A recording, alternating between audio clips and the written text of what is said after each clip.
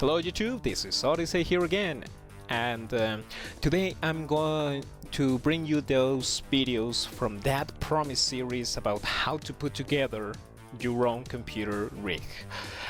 I was actually recording the first video of this series for the processors when I realized about this very important question that you need to know about.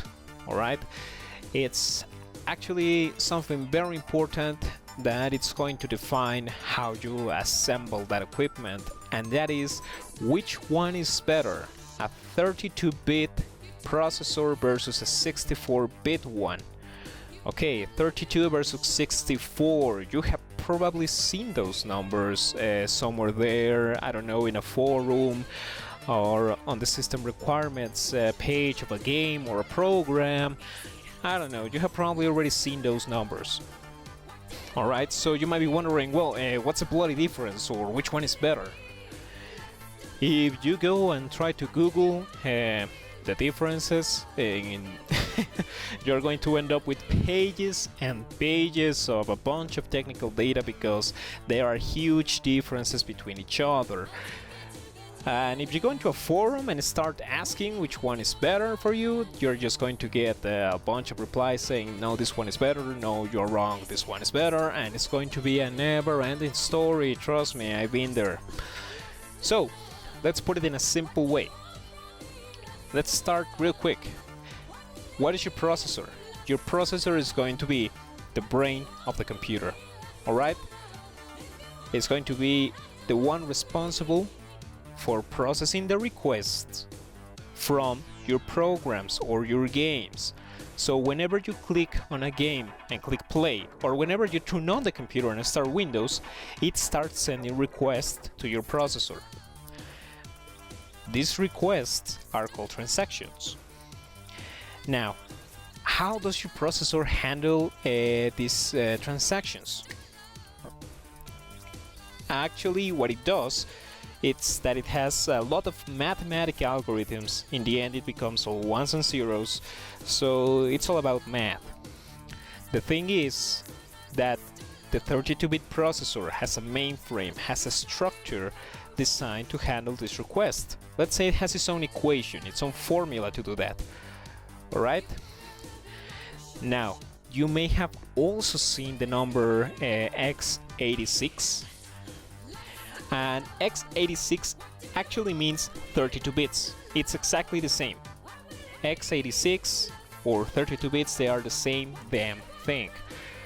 Why are they called like that? Because the first computer that used a 32-bit microprocessor back in 1985, I think, was an 386 computer. That was the name of it, of the computer. So it was the very first one with that first 32-bit processor. That's the only reason. But when you hear times 86 and 32 bits, they're the same thing. So don't worry on that. Now, what happens in here?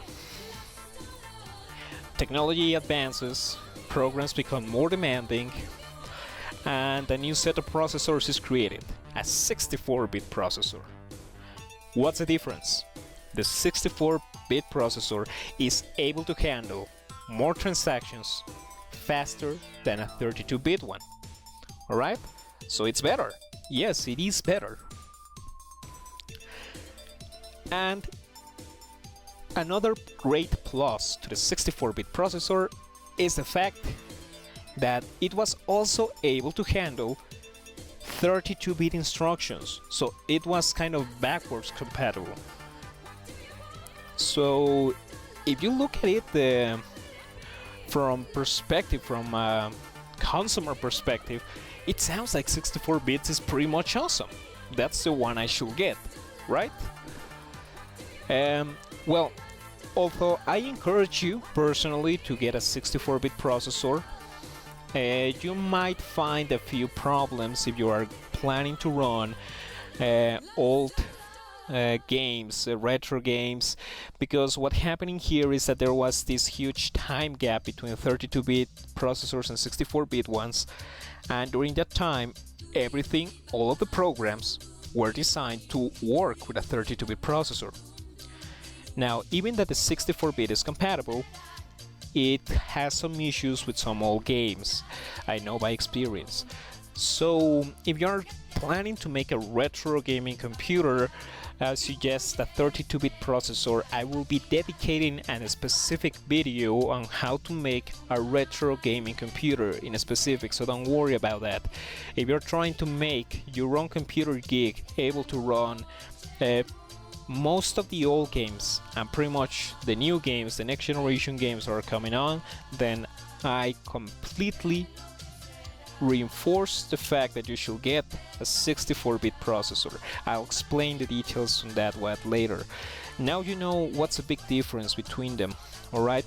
64 bits is compatible with 32-bit programs, but it doesn't work the other way around, alright? If you have a 64 program and you try to run it on 32 bits, it's just not gonna happen, alright? Because it doesn't have the infrastructure, it cannot make the math to make it work. Now that we have that out of the way, we might want to focus on how many processors are out there on the market, what do they offer, which are the vendors, and which one you should get, or which one is appropriate for your budget.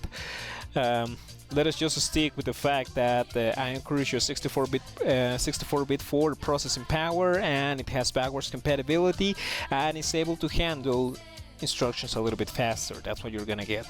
Alright, we are also going to be taking a few of the things from this video later on when we see the video about the operating system and how to configure it. As you know, operating systems, let's say Windows, are also based on 32-bit or 64-bit, and we're gonna get into that, don't worry. But it's a little bit different, so I will deal with the operating systems on a separate video. Now, I hope this clears all of your doubts. And if you still have questions about this subject, be sure to leave a comment down. I'll be trying to answer all of the questions that come around. And well, once again, thank you for watching. And well, this is Odyssey here, checking out again. See you guys out there.